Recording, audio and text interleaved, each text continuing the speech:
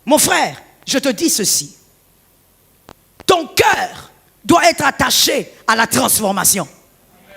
Si elle n'est pas attachée à ça, arrête de croire que ce que tu dis, ce que tu écris, tu prends ton téléphone, tu le regardes, et puis à minuit quand tu n'as pas sommeil, parce que tu n'as pas sommeil, tu manques à faire, totalement manques à faire, et tu prends ton téléphone, tu écris, voilà, Jésus est fidèle, Jésus revient bientôt. Jésus revient bientôt pour prendre qui? Tu es le premier qui va rester. Tu es le premier qui va rester. Avant d'écrire ça à minuit là, sur ton téléphone là bizarre, tu venais de regarder la pornographie. Toi, tu crois que la chrétienté, c'est comme on dit, bon chic, bon genre. Non. On n'est pas chrétien parce que c'est un style. Il faut être chrétien, ça fait beau. On est chrétien parce qu'on est disciple. La discipline de Jésus est à l'intérieur de toi. Quand Jésus voit famille, toi tu vois famille comme Jésus. Tu ne fabriques pas ta manière de voir famille avec ta tribu. Donne un amen que tu guérisses. Tu n'es pas en train de prendre tes propres notions là. Tu les places là et puis tu dis, je suis chrétien. Tu as les disciplines de Jésus. Mais pour avoir les disciplines de Jésus, il faut déjà avoir eu le temps de te laisser affronter ces disciplines. Tu n'as pas le temps de te laisser affronter ces disciplines. Tu n'as pas le temps de les affronter toi-même. Tu es toujours derrière les gens, la vie des gens. Comment tu deviendras disciple? Tu es plus un commère qu'un disciple. Aujourd'hui, on a même des commères hommes. Dans le temps, il n'y avait pas de commères hommes. Le commérage s'arrêtait chez les femmes. Aujourd'hui, ça a évolué. Le siècle présent. Comme la science évolue, le commérage aussi. Tu vois un homme, un grand commère. Il fait le commérage même au téléphone. Il a son téléphone, il est en train de commérer. Au téléphone. Un homme. Tu perds ton temps, mon frère. Arrête d'être un chrétien caméléon. Je ne suis pas d'accord avec ça. Arrête d'être un chrétien caméléon. L'église n'est pas un lieu où il faut avoir des attitudes. Il faut avoir là, tu as des attitudes. Tu portes une longue robe parce qu'il faut que tu te tiennes debout d'une certaine manière. Non. L'église, c'est le lieu de ta transformation. Ce que tu deviens ici, deviens-le dehors. Parce que c'est là-bas que tu dois gagner les âmes.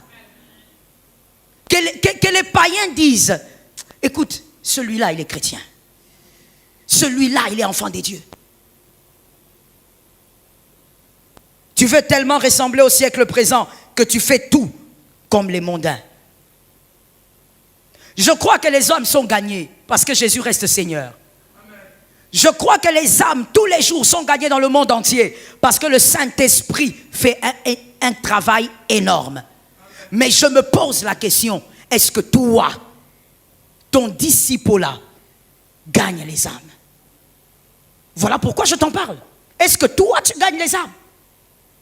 Ou tu es limité à travailler, rentrer à la maison, manger, regarder ta femme, dormir, vous réveiller et la routine continue? Combien d'âmes tu as gagné depuis ta conversion? Quelle est la première âme que tu as gagnée à Jésus? Quand on parle de gagner, mon frère, il faut bien comprendre la parole. Il ne faut pas croire que je te parle de cette sœur-là que tu as allé inviter, qui prie à l'œil de Jésus, qui est venue au culte 2 jours. Je parle de gagner une âme. Elle était païenne. À cause de ce que tu as présenté, elle est venue à Jésus. Elle a reçu le baptême par immersion. Quel est le nom de cette âme?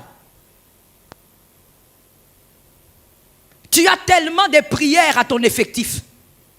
Si tu commences à compter, oh, prière de ceci, prière de cela, Seigneur donne-moi, Seigneur délivre, Seigneur fais ceci, Seigneur. Tu demandes des choses à Dieu, même des choses que lui ne va pas faire, que c'est à toi de faire. Tu lui demandes, mais il t'écoute. Mais moi je te demande, tu as combien d'âmes à ton effectif? Tu gonfles le torse ici, tu as combien d'âmes à ton effectif? Quand tu marches derrière toi, spirituellement, il y a combien d'âmes qui entreront au ciel à cause de toi? Tu vois mon frère, au lieu de venir te battre ici pour prendre ce micro, parce que tu es le archi-prophète, va gagner les âmes. Tu te bats pour ce micro-ci? Si seulement je pouvais te le donner. Si seulement je pouvais te le donner, je te l'aurais donné gratuit. Tu te bats pourquoi? Sois un disciple et gagne les âmes.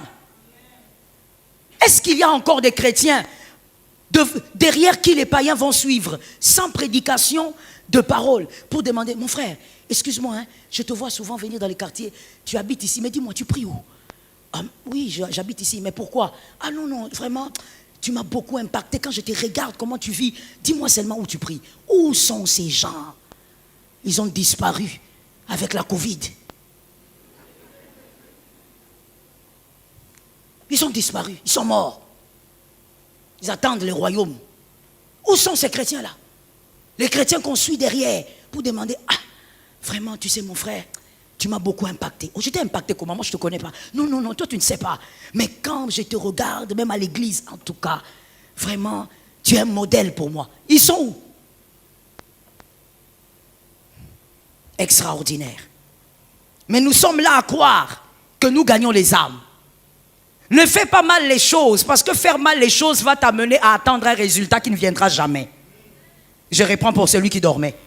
Ne fais pas mal les choses, parce que faire mal les choses va te faire attendre un résultat qui ne viendra jamais. Tu attends un résultat. Quel résultat viendra? Tu as mal fait les choses. Que Jésus nous donne la victoire. Surtout que Jésus fasse de nous des disciples. Les chrétiens à double face, vous créez la confusion. On ne sait plus qui est qui. Tu es un chrétien à double face. Tu as une face devant, une autre derrière. À l'église, tu nous présentes la première. Quand tu sors, tu es quelqu'un d'autre. Des fois même, on va venir dans ton quartier, on dit, excusez-nous, on cherche Léonel. Léonel, dans ce quartier? Non, il n'y en a pas. Bon. Il n'y en a pas comment? Il y en a. C'est notre frère de l'église, on sait qu'il est ici, on cherche. On vous dit qu'il n'est pas ici.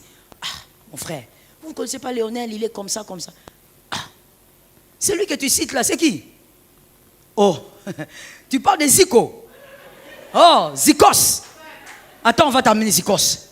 Pourquoi on l'appelle Zikos? Ce n'est pas un petit nom de l'enfance. Non, non, non. Grand voleur dans les quartiers. Donc on l'a surnommé Zikos. Grand voleur. Donc lui, quand il arrive, même s'il vient seulement tout près de toi, tu commences à cacher les sacs. Donc, dans les quartiers, on le connaît autrement. Vous aussi à l'église. Autrement. Chrétien à double face. Comment on va gagner les âmes? On ne peut pas gagner les âmes de cette manière. Écoute, le païen n'a pas besoin que tu le juges. Montre-lui simplement ce qu'il doit faire. Pourquoi tu le juges? Depuis que tu as commencé, il est païen, il est païen, il est païen. Toi, tu fais quoi au fait pour qu'il soit impacté par quelque chose de meilleur? Il y a un monsieur là qui m'a envoyé un texto. Il me dit, pasteur, regardez, oh le siècle est pourri. Que quelqu'un me dise pourri. Il dit, le siècle est pourri. Pasteur, vous savez, il y a tel chantre.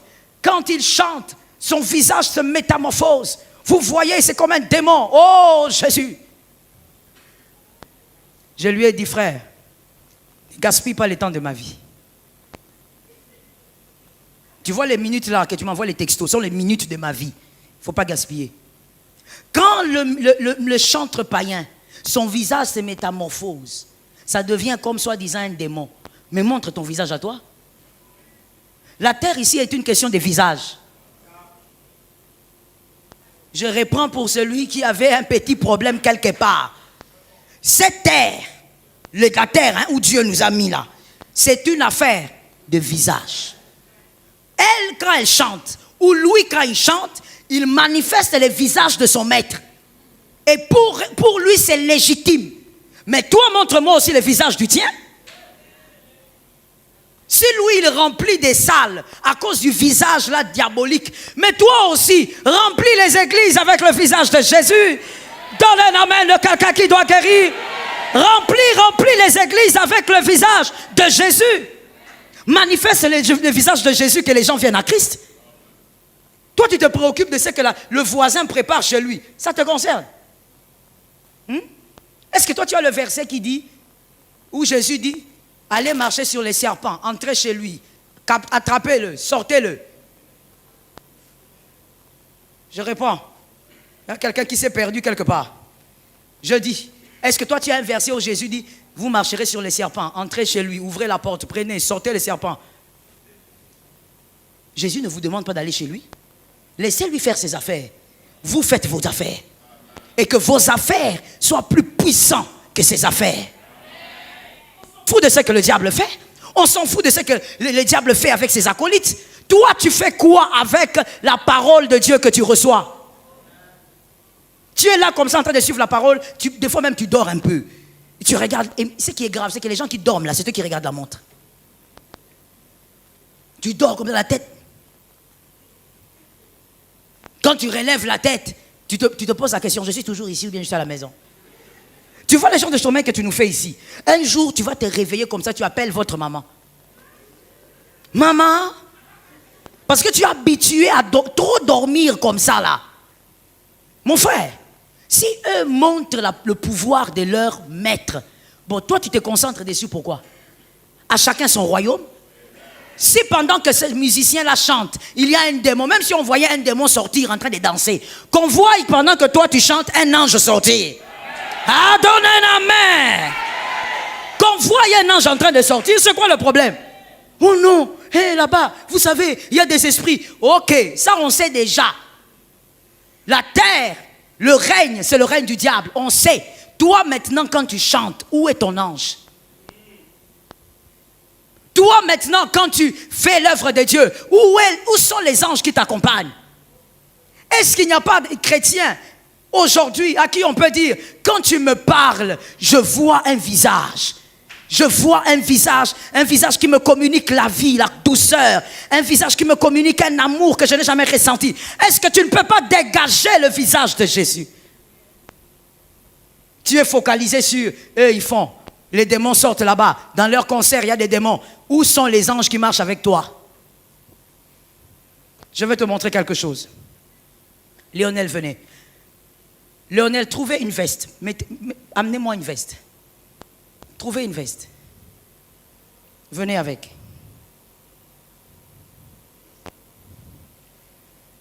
Trouvez une veste. Ok, venez ici s'il vous plaît.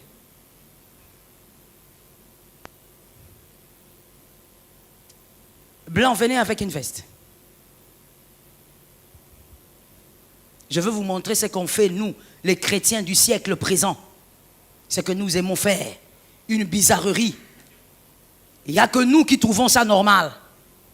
Trop d'orgueil, mais trop d'orgueil pour rien. Pour rien, vraiment. Mettez les vestes. Mettez ça même au-dessus, sur l'épaule. Ce n'est pas un problème. Alors, regardez. Celui-ci a la veste. Et c'est bien, ça tombe bien. Jésus est dans l'histoire. Hein? Parce qu'ils ont la veste d'une même couleur. C'est exactement ce que je voulais. Celui-ci a la veste. Une veste grise. Là-bas aussi, il y a une veste grise. Regarde maintenant.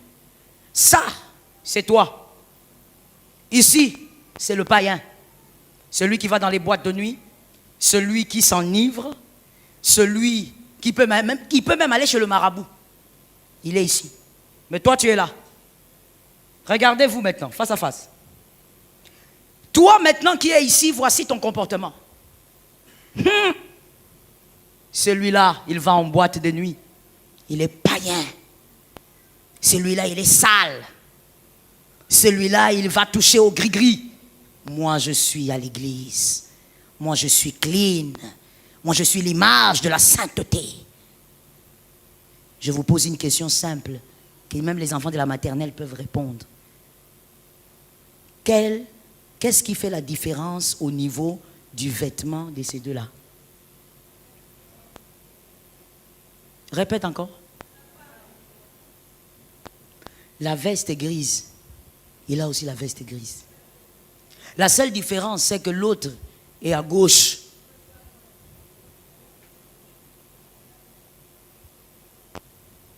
Oh, Fiwana, cette fille-là, oulala. Oh, on sait, elle est sortie avec tel député, elle est sortie avec tel.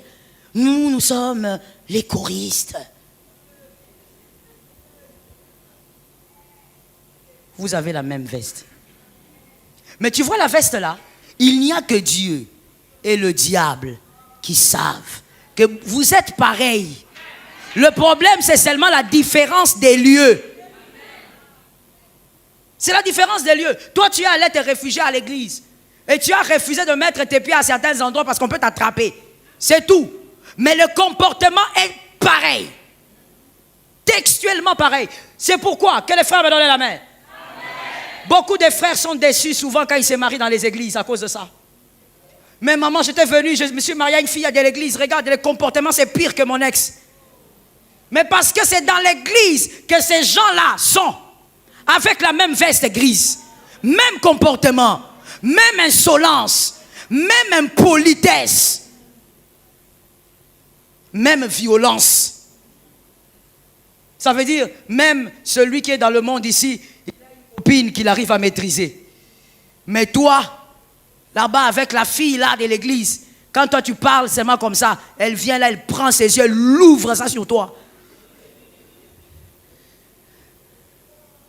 Dieu regarde, le diable aussi regarde. Il dit, oh là là, regarde comment cet homme est hypocrite.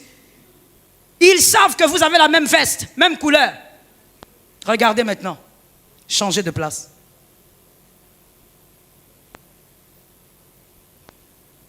La couleur de la veste a changé. Peut-être que moi je ne vois pas bien, il faut me répondre. La couleur de la veste a changé. C'est la même couleur. La couleur n'a pas changé. Parce que la vérité c'est quoi? Voici la transformation. Vous venez à Jésus. Léonel, enlevez la veste. Déposez. C'est ça la transformation. Tu avais cette veste-là autrefois. Toi aussi tu étais en Égypte, on sait. Toi aussi tu avais des copains, on sait. Toi aussi tu avais avorté, on sait.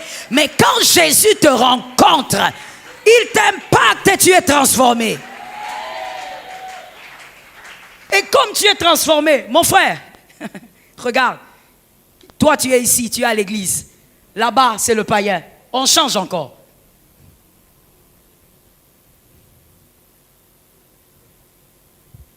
Toi, tu es maintenant peut-être dans un bar.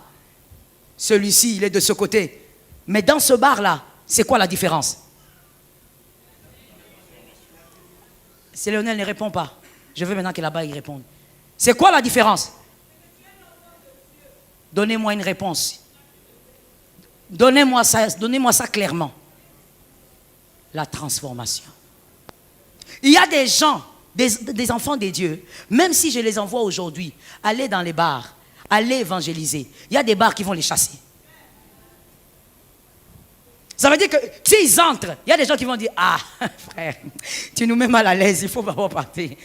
Non, mais je suis venu chez vous, buvez comme vous voulez. Non, toi tu ne peux pas être ici, sors d'abord et puis nous on va danser. J'ai connu une fête de soirée où déjà moi je t'ai déjà dit que moi je ne viens pas dans les fêtes. Je ne t'ai pas dit. Je ne t'ai pas dit. Réponds que j'entende. Ne m'invite pas.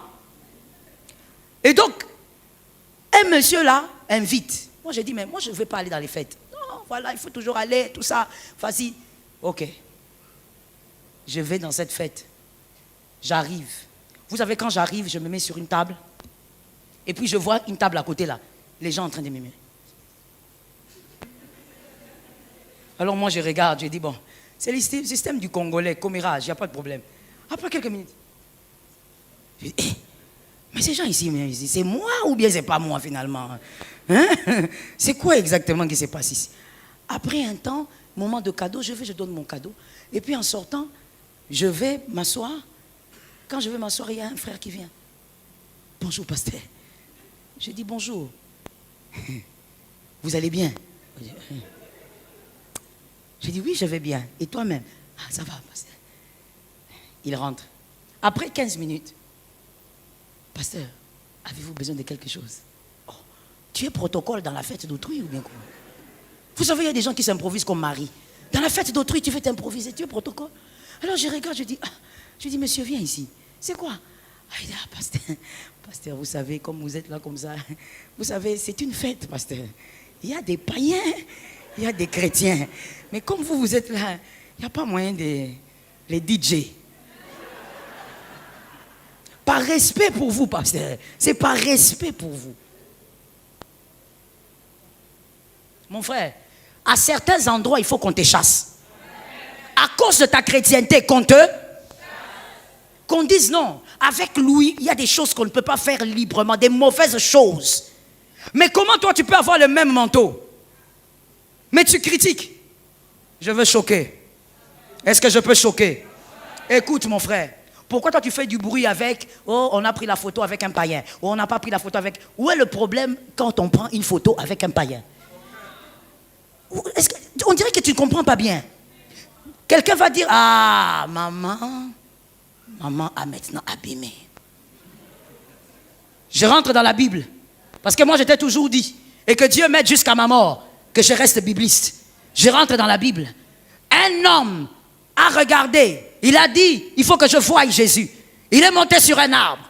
Et Jésus lui a dit, descends, aujourd'hui je mange chez toi. C'est un païen, peut-être que tu ne comprends pas très bien. Un publicain, un homme bizarre. Jésus entre dans sa maison. Et quand il entre, Jésus s'assied avec lui. Il mange dans la maison. Mais écoute mon frère, ce qui s'était passé ce jour-là avait troublé toute la contrée. Parce que Jésus entre chez les païens, la puissance de Dieu a opéré dans cette maison. Le problème n'est pas de prendre une photo avec un païen. C'est la puissance qui se dégage quand je prends la photo avec le païen. Toi, tu as vu, on a pris une photo, mais tu ne sais pas quel type de puissance s'est dégagée là-bas. Pourquoi voilà les chrétiens du siècle présent. Tu te limites aux futilités. Tu t'arrêtes sur les futilités. Non, non, pourquoi? Pourquoi ils prennent cette photo-là? Ton problème est lequel exactement? Ton problème est la photo, mais voici comment tu devais réfléchir. Qu'est-ce que la vie de cet homme ou de ces chrétiens a fait dans la vie de ces païens? Nous sommes sur cette terre, nous ne sommes pas d'ici. Nous sommes là pour dégager la puissance. Est-ce que tu m'as entendu? Ce qui compte, c'est de dégager la puissance. Si je peux dégager la puissance, même en étant dans sa maison, la puissance va se dégager. Je vais te réchoquer parce que je sens vraiment que tu es choqué. Écoute, je peux même entrer dans la maison d'un païen. Pas parce que Jésus veut le voir lui. Pas parce que Jésus veut le toucher lui. Mais Jésus veut sauver son fils. Et comme Jésus veut sauver son fils, Jésus m'envoie dans sa maison. Ça, tout ça là, toi tu ne peux pas voir. Mais comment tu vas voir? Tu n'es qu'un chrétien. Comment tu vas voir? Au lieu de te focaliser sur l'essentiel, le niveau de ton âme, le niveau de ta discipline. Non, toi tu es sur les choses basses. Où est-ce qu'il est allé? Où est-ce qu'il est monté? Est-ce que des fois aussi tu arrives à réfléchir et à juger celui qui monte dans un métro avec un païen? Tu vois comment jusqu'où on est devenu un peu abruti. On est descendu trop bas. Quand je dis nous, je parle des chrétiens. On est quand même descendu trop bas, hein, le siècle présent. Est-ce qu'il t'arrive aussi de te plaindre parce que tu es monté dans un avion et c'est un païen qui est pilote? Des fois même, ils sont occultes. Pour la plupart des cas, d'ailleurs, ils sont occultes. Mais descends de l'avion, attends le décollage et saute. Alors, parce qu'il faut d'abord que tu attendes le décollage. Quand on va maintenant te confirmer que celui qui est là-bas, dans le cockpit, que celui-là, il est magicien, tu sautes. On va voir maintenant si Jésus va te recueillir. Non, en tout cas, les anges du Seigneur vont te recueillir. Et quand tu vas te réveiller, tu vas voir ton grand-père, ton arrière. Toi-même, tu vas te poser la question, oh, Coco. Oh, c'est quoi? Non, et lui, il va te dire, c'est quoi? Yondo, traduction, grand-père, tu es ressuscité? Non, je ne suis pas ressuscité, c'est toi qui es venu vers moi. Donc tu te dis, je suis mort comment? Attends, tu n'arrives pas à juger ça. Quand tu vas chercher ton visa, surtout pour les visas congolais, quand tu vas chercher ton visa, est-ce que tu viens me dire, maman, priez pour que celui que je veux trouver là-bas soit chrétien, qui me donne un visa chrétien? Attends le ciel. Sur la terre, tu vis avec les païens, tu te frottes aux païens, ne les juge pas, manifeste Jésus et amène les âmes à la conversion. J'aime cet amen. Amène les âmes à la conversion. Ce qui avait impressionné Marie de Magdala, c'est parce qu'elle avait rencontré un homme qui ne l'avait pas jugé. Tout a commencé d'abord par là. Elle est venue avec tout ce qu'elle était. Elle pleure aux pieds. Cet homme ne l'a pas dit, femme de mauvaise vie, éloigne-toi. La manière dont Jésus l'avait accueilli l'avait impacté. Au point où Marie a commencé à chercher le corps au lieu de chercher un homme. Marie a commencé à revendiquer un corps alors que ce n'était plus qu'un corps. En tout cas, selon elle. Mon frère, vis la discipline en Jésus. Sois un disciple. Je finis en te disant ceci. Ruth 1, 15. Naomi dit à Ruth, vois ta belle-fille, elle est partie. Ta belle-sœur plutôt, elle est partie. Comme elle est partie, toi aussi, tu peux partir. Verset 16. Ruth réplique, ne me presse pas de partir. Que quelqu'un me dise 1. Où tu iras, j'irai. 2. Où tu habiteras, j'y habiterai. Ton peuple sera mon peuple. Ton Dieu sera mon Dieu. Maintenant, écoute et retiens pour la vie ce qui s'était vraiment passé ce jour-là. Dans Ruth 1:10, les deux femmes ont dit, on reste avec toi, Naomi. Les deux femmes ont dit, on ne partira pas.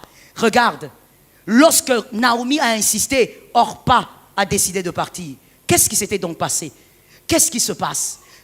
Qu'est-ce qu'il y a entre Orpa et Ruth? Orpa, c'est le chrétien caméléon. Ruth, c'est toute notre histoire. Orpa voulait suivre Naomi parce que Orpa avait aimé Naomi. Parce que Orpa avait tissé des liens profonds d'amour avec Naomi. Oui, des liens profonds.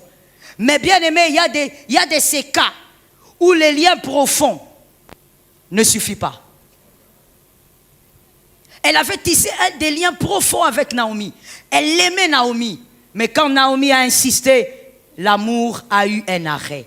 L'amour a eu un stop. Mon frère, si l'amour n'est pas accompagné par autre chose, elle sera stoppée. Prends ça dans le sens large du terme. Tout amour, si cet amour n'est pas accompagné par autre chose, un jour on va stopper ça. Et Ruth, de son côté, elle aimait Naomi. Elle avait tissé aussi des liens, des relations profondes. Mais il y avait autre chose au-delà. Naomi l'avait impactée. Elle était la copie de Naomi.